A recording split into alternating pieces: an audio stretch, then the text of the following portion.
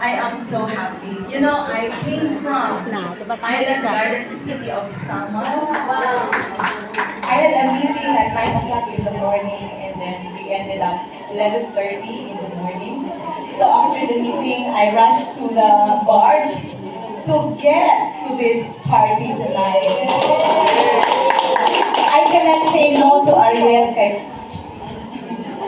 may pinagsamahan. But you know, my heart is still with Soxygen. So mas kinala ko sa Davao, I did not transfer my membership to Fly. I still want kasi mas masaya ang Soxygen. My heart is here. So, maski nun sa kalayo, I have to come because I miss the room, I miss the people here, I miss all of you, mga kaulan ng mga officers and the librarians. And I'm very happy because murag mag-reunion with my former students who are now librarians and they are doing well in their respective workplace and I'm so happy for them. And unayin ko nga, request with me karon before we will go home, we have to have a group picture. No? Mga SEC graduates. And I am encouraging you to continue your passion in librarianship. Kami, as in medyo hindi namin buhok, but we are still in the right track.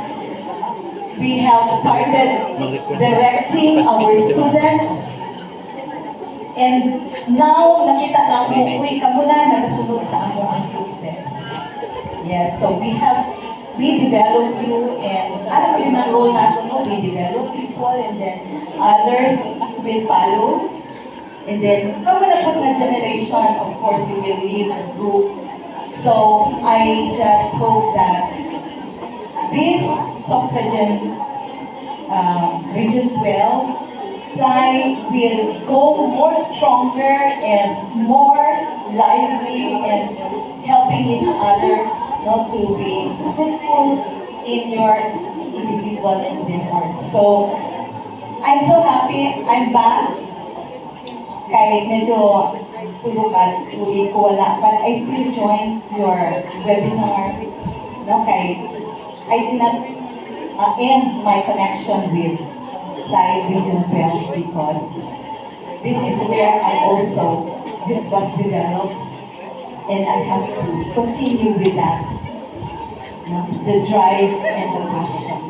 So, thank you very much for this award to the new officers or to the incumbent officers. Thank you very much.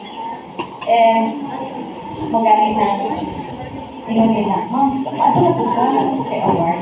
Pero ganun mo kita maminaw mo na award, but this is always what compensate our efforts and our skills and talent in doing the best for our profession. And thank you very much to all of you.